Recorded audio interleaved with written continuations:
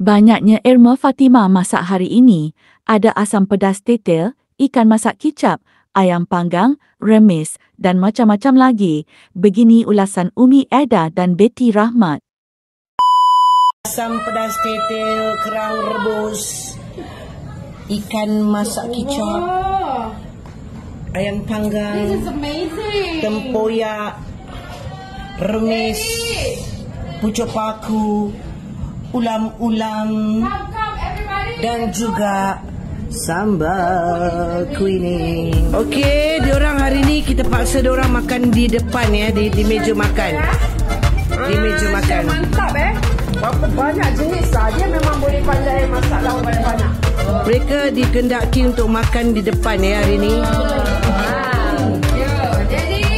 Okey.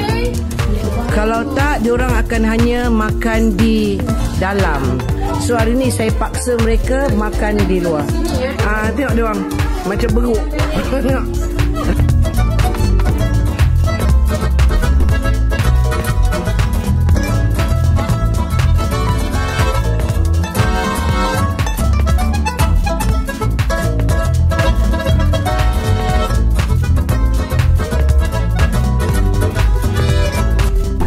Sampai dah apa ada?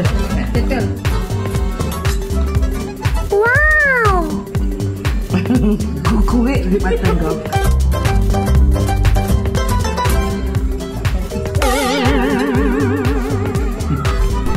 Allah berkati dia panjang umur, rezeki, diberi kejayaan dunia. Sopan santun ya.